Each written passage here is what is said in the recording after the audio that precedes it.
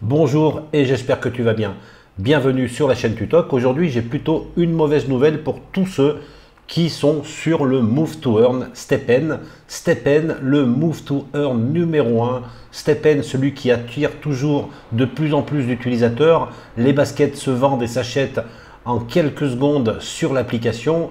Tout le monde veut sa paire de baskets STEPN pour pouvoir gagner le token GST et aussi le token GMT. Mais voilà, il y a une mauvaise nouvelle, je vais t'en parler dans cette vidéo.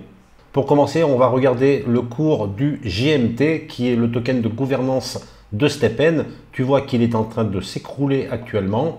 Et si je regarde le token du Move to Earn, celui que tu reçois lorsque tu marches avec tes baskets, et ben tu vois qu'aussi il est pacté de pratiquement 3 $. Alors là, c'est sur la blockchain Solana de 3 $ pour arriver actuellement à 1,7. Voilà, tu vois, en une journée, en quelques jours.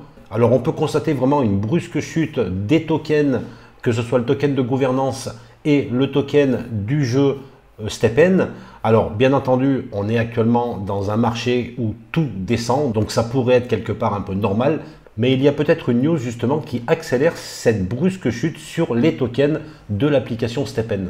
Alors ça se passe sur Twitter, tu vois que c'est un compte officiel de STEPN. Il y a le petit logo qui dit que c'est un compte vérifié.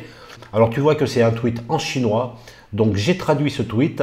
Et là on peut donc constater que pour pouvoir se mettre en phase avec la législation chinoise, STEPN va donc procéder à un inventaire des utilisateurs de son application.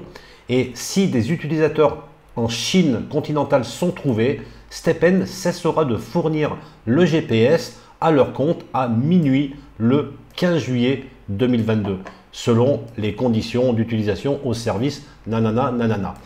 Et ça, c'est vraiment une news super importante et aussi bien entendu super négative, car il y a beaucoup d'utilisateurs de cette application qui sont en Chine. Donc dans un deuxième tweet, il préconise quand même de faire attention. Pendant cette période, plus de détails seront notifiés aux utilisateurs par le biais d'annonces officielles sur les réseaux sociaux avec des emails et des alertes qui seront directement intégrés à l'application. Donc pour le troisième tweet, STEPN commence par s'excuser pour la gêne occasionnée et il précise tout de suite après que STEPN n'a jamais exercé aucune activité en Chine continentale depuis sa création et qu'ils n'ont jamais fourni de canaux de téléchargement pour l'application. Donc on voit bien que STEPN est dans une position plutôt délicate. Elle sait très bien que la communauté chinoise est très importante et donc très importante pour le fonctionnement de la société STEPN.